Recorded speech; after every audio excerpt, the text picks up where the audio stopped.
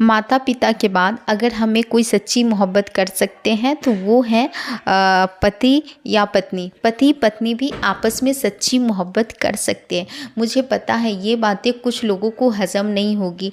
जिस तरीके से हमारे देश में डिवोर्स का केस बढ़ते जा रहा है, लड़ाई झगड़े हो रहे हैं, या सोशल मीडिया में हम लोग देखते हैं पति पत्नी का मजाक उड़ाया जाता है, तो वो चीज़ें देखकर मेरी बातों पे हो सकता है कुछ लोगों को भरोसा नहीं हो, पर ये सही है कि माता पिता के बाद अगर कोई दूसरा आपके जीवन में इंसान है जो आपको प्यार कर सकते हैं सच्ची, वो है आपकी पत्नी या आपके पति हो सकते हैं। देखिए, पति पत्नी का रिश्ता जो खराब हो जाता है उसके जो दोषी है ना, सिर्फ पति पत्नी नहीं होते हैं। लोग मेन वजह को नहीं दिखाते सोशल मीडिया में।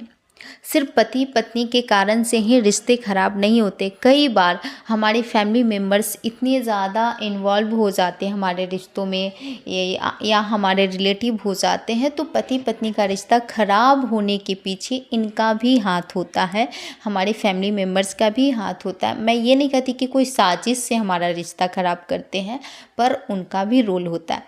अगर आप दोनों का रिश्ता खूबसूरत है तो इसमें आपके फैमिली मेम्बर्स का भी योगदान होता है, तो उन्हें भी शुक्रिया ज़रूर बोलें। तो मैं आपको बताने वाली हूँ कि कुछ बातों को आप ध्यान रखेंगे तो आपका शादीशुदा जीवन बहुत ही खूबसूरत, सरल, आसान हो जाएगा। मैं आपको 3 बातें बताने वाली हूँ। 3 बातें आप मान लो, या 3 वचन आप याद रखना, जिससे कि आप अपने रिश्ते को बहुत ही खूबसूरत बना सकते हो। पहला, जो बहुत बड़ी बात है, कि आप दोनों के बीच में कोई तीसरा नहीं आना चाहिए, बंदा या बंदी। आप रिश्तों में वफादार रहें। अगर आप रिश्तों में वफादार रहेंगे तो आपके भी चाहे कितनी भी लड़ाइयाँ हो जाए, पर आपकी बात डिवोर्स तक नहीं पहुंच सकता है। तो वफादार रहें एक दूसरे के प्रति। अगर कुछ कमियां भी हैं एक दूसरे में, तो ऐसा नहीं कि आप गलत रास्ता चुन लें और आप बोलें कि आप में ये कमियां थी, इस कारण मैंने किसी और को चुन लिया या आपको धोखा दे दिया। नहीं, अगर आपके पार्टनर में कुछ कमी है तो उन्हें बताइए और उन्हें सपोर्ट कीजिए उस कमी को दूर करने के लिए।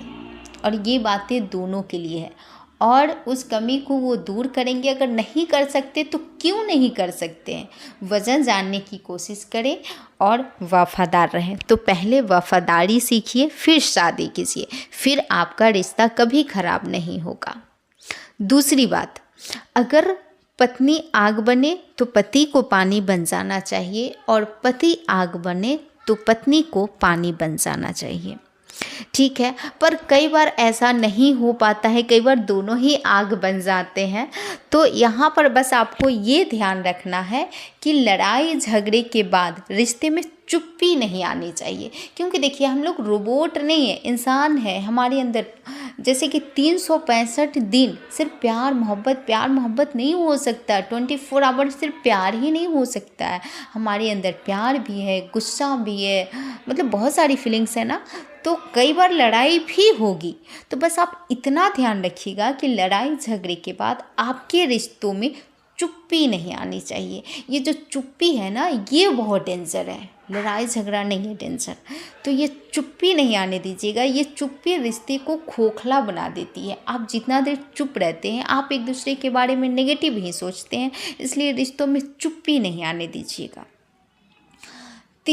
तीसरी बात कि उनसे बहुत ज़्यादा उम्मीदें मत रखिए। आपकी जो उम्मीदें हैं रिश्तों में, वो क्लियर होनी चाहिए। Very very important. 2 से 3 उम्मीद ही रखिए। एकदम से अपने जैसा बनाने की कोशिश नहीं कीजिए।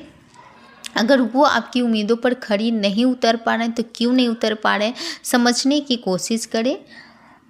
तो आप देखेंगे कि आपका जीवन बहुत ही सरल और आसान हो जाएगा। ये जो एक दूसरे की सोच मिलती है ना, ये इत्तेफाक शादी से पहले होते हैं, शादी के बाद नहीं होते हैं। तो कई बार आप लोगों की बातें आपस में नहीं मैच कर पाएगा, तो एक दूसरे को समझने की कोशिश करें। उनका अपना राय है, अपनी सोच है, तो एकदम से अपनी राय थोपा थोपी नहीं करें। बस इतना ख्याल रखें, आपका जीवन बहुत ही खूबसूरत। एक बार फिर से रिपीट कर देती हूँ, बस 3 वचन ही याद रखें कि वफादार रहें। दूसरा, रिश्तों में चुप्पी नहीं आने दें। तीसरा, बहुत ज़्यादा उम्मीदें न रखें।